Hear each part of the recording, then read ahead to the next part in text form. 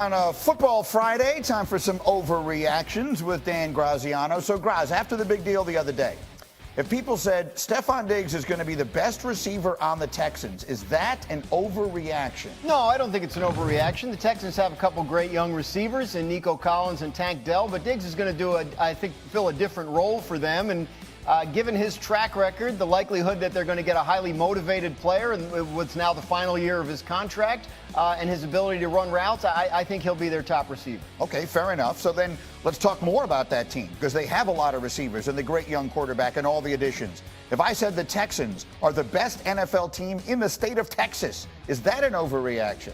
Yes, it's an overreaction. The other team in Texas, we know, flops in the playoffs. We all know about that, but they have won 12 games each of the last 3 years. The Dallas Cowboys will still be a good team, and the Houston Texans, I think, look like they're going to be a good team, but let's see it. Progress is not always linear, Greeny. Like we expect a big jump from the Texans, but we've seen teams go the other direction when we thought they were going to go forward. Think how confident we were a year ago that Jacksonville was clearly the best team in that division.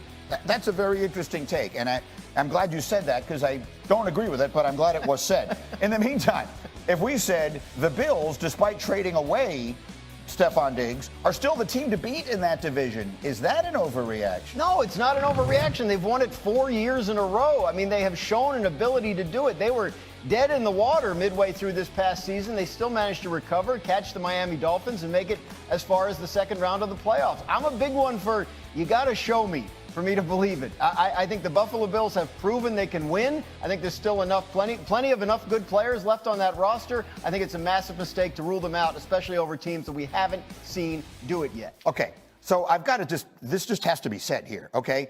I had to wait out Brady, right? I mean, 20 years of Brady in the division I had to wait out. Then he goes, we get Josh Allen right away. Yeah. We can't have one down year in Buffalo. We can't have one rebuilding year in Buffalo. He still has to be the team to beat. It happened. Do you guys agree? Can we put the picks on the screen? I asked everybody who's going to win the AFC East. You're not going to like it. Oh, my God.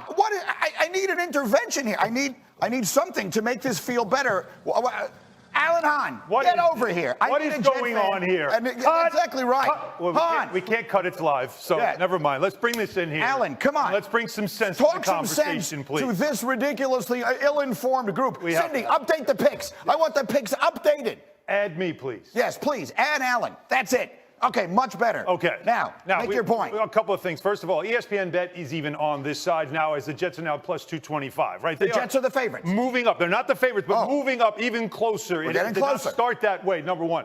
Number two, even the football gods have to know that what happened 4 plays into last season cannot have, you have to have redemption for that. Even the football gods believe that something like this have to happen. Why they do it in the first place. But overall, I understand the hesitancy to want to believe in the Jets. I get it. The history tells you that something always goes wrong. Yeah. But my good friend Rick DiPietro always says, winning is the best deodorant. Right. And so right now, we need to spray Axe all over this jersey. All and over make it smell really nice. Right. Winning will do that. That's Him right. being upright will do that. Right. The Jets win, he'll be MVP. If he plays like an MVP, the Jets will win. This division is there. That's exactly right. And look, people can take all the shots they want at Aaron Rodgers. It doesn't bother him, because we know he doesn't take shots. So that's not an issue whatsoever for Aaron. So that's not going to be a problem. Dominique Foxworth, talk to me. Why do you still have the Bills beating the loaded Jets, who have gone all in for one season, when the Bills just traded away what might have been their second best player?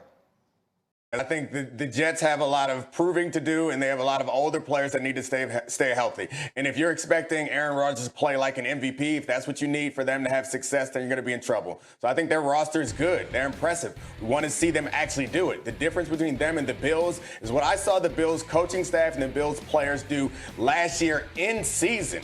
They were losing players left and right on defense. They were changing the way that they play on offense. And they still came back and got into the playoffs and played good enough to win a game in the playoffs against the eventual Super Bowl champions. That's the type of coaching. That's the type of adaptation. That's the type of commitment and execution and focus that we've seen from the Josh Allen, Sean McDermott-led Bills. We ain't seen that from the Jets. That defense has been really good in back-to-back seasons, and they haven't had much success as a team. So it's not that they can't do it. If Tyron Smith stays healthy, they'll be great. If Aaron Rodgers stays healthy and can play as well as he did 3 years ago, they'll be great. Those are ifs. I don't have ifs for the Bills. My if is Josh Allen going to be there? Yeah. Is Sean McDermott going to be there? Yeah. We good? There are a lot of ifs. First of all, every team has injury concerns. Every team does. Who's the playmaker? Your quarterback. You have any other playmakers? No. Like, that's the big if is, will Josh Allen stay healthy this season? Because he's going to have to run the ball more than they don't want him to. He's going to have to do so much more for this team without real playmakers on that offense. Yeah, there's still more time. But look, even Brandon Beane said we are not as good as we were last season. That roster is not the same. And we aren't even talking about the secondary that is not as good as it was. Go ahead, Nate. Fortunately, they don't have to play a game tomorrow. They will be as good when they actually have to start playing games. This is a front office and a staff that have earned our trust. And the answer to these ifs, we have answers to the ifs. Yeah, if they make a trade for someone, that's an if too, Nate. Right. If people get hurt, you know what the Bills do? They come up and rip off a winning streak and make the playoffs. If people get hurt for the Jets, you know what they did? They lost a bunch of games. So, I have answers to these ifs in Buffalo. I don't have answers for these ifs for the Jets. Yeah, let me get Tannenbaum in here, Mike. And by the way, Nick, you fell right into our trap. The Jets are always at their best when they're not playing games. So don't you fell right into my trap there. This is my time of year. Don't mess around. Mike Tannenbaum, go. Two quick points. One, sneaky big news, Greeny. Matt Milano played in 5 games last year. Von Miller had no sacks. Their defense will be better because those 2 players will be better. And then Alan mentioned ESPN Bet. What are the odds that Aaron Rodgers, Mike Williams, and Tyron Smith play in 17 games each? Because if they do, I'm 100% in on the Jets. But I'd love to know what the odds are that those 3 players play the whole season. Have I won you over? Anything? No, I'm Nothing. on Dominique Foxworth's side. That's why I subscribe to his podcast. That's always a dangerous place to be. Telling me right now. Telling me right now. Look at me, I'm handsome, fast, quick. It doesn't take much for me to, I'm modest, humble, Doesn't take much for me to be confident. All right, for today's unique perspective, Dominique, I was paying attention to that fancy podcast of yours, and I was listening to a conversation you were having about quarterbacks in the draft and how we're all making too big a deal about them and not a big enough deal about one other player. I want everyone to listen to this. Marvin Harrison is so damn good and so potentially impactful as a player. I believe that he could have the impact on a team that a number 1 quarterback could have. We always talk about winning a Super Bowl is easier when you have a quarterback on a rookie deal. I think that's true, but I also think it's pretty easy when you have a future Hall of Famer on a rookie deal and a future Hall of Famer at a very important position. All right, explain that a little further, Dominique. You're basically saying that these teams that we keep talking about, they'll trade back so that someone can come up and get a quarterback, that they shouldn't do it.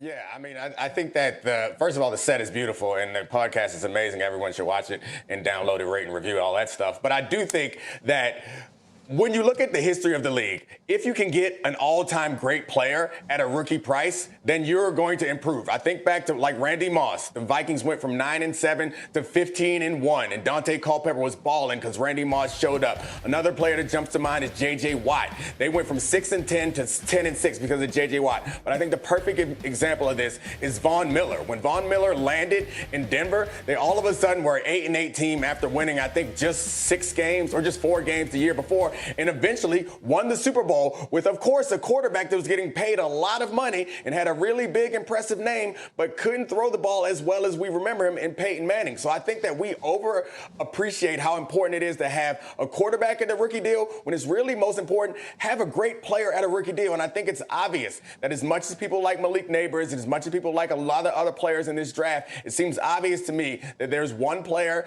in a very important position that stands out apart from the quarterbacks, and that's Marvin Harrison Jr. that I think you drop him on a roster and it is going to change your team immediately.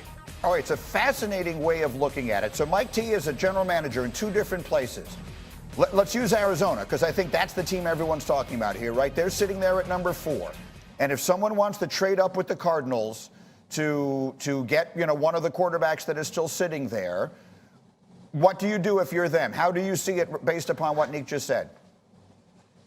Yeah, and Greeny, I'm going to use Neek's exact words from the last segment. I'm trading back. I want as many shots on goal as possible. So if I'm Arizona, it's an absolute no-brainer to go from 4 to 11 and the 23rd pick. I love Marvin Harrison. I've compared him to Larry Fitzgerald, but Roma Duzier, who I think is just like Terrell Owens from the University of Washington, because he's big, he's strong, he's fast, he's tremendous after the catch. I think he's going to be really almost as great of a player as Marvin Harrison.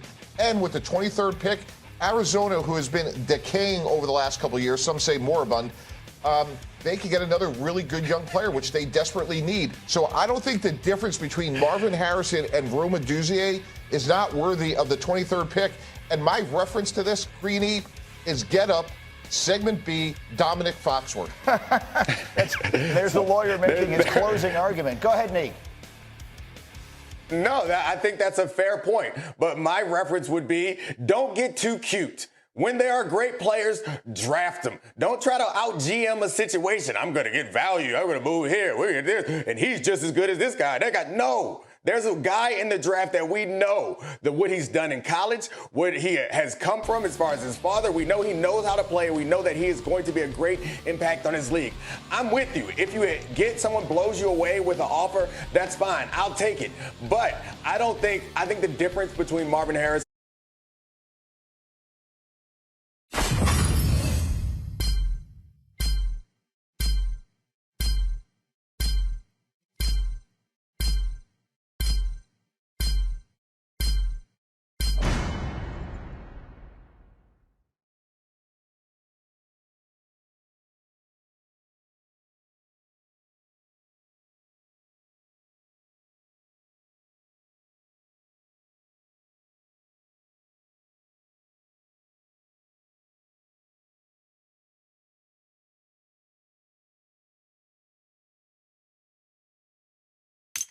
Chào mừng đến với Bình Nguyên Vô Tận.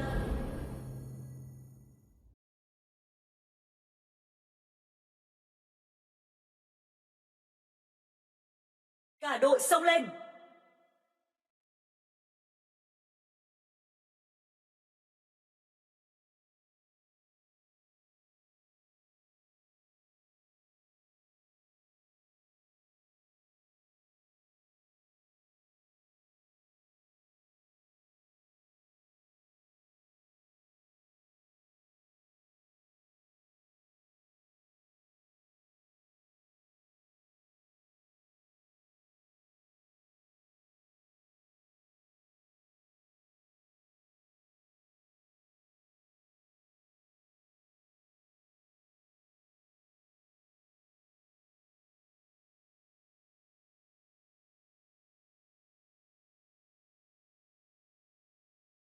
Kẻ ngu muội mới tin vào tín ngưỡng hư vô.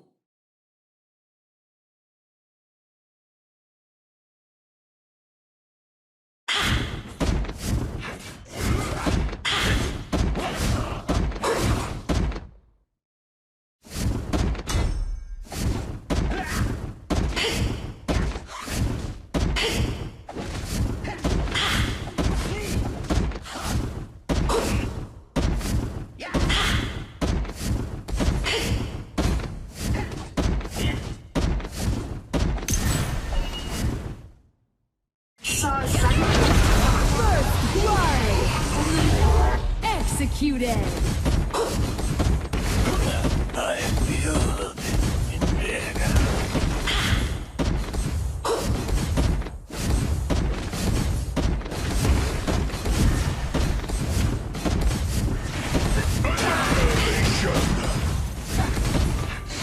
You have been defeated.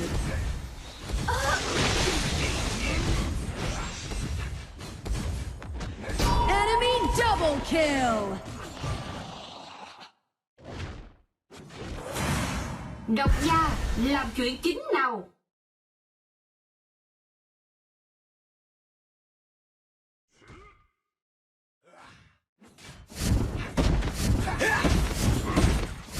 Watch my horns.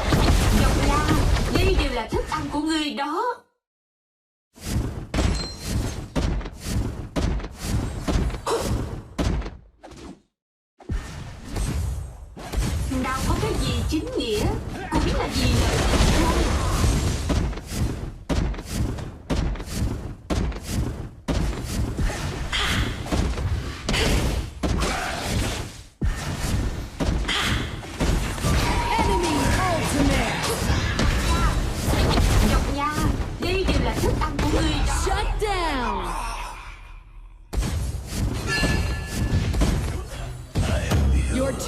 destroyed a tower.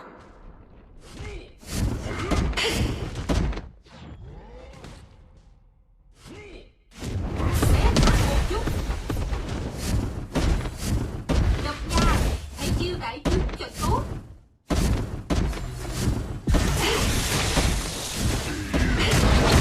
You have defeated an enemy. Double kill. Ace. Xé nát một chút.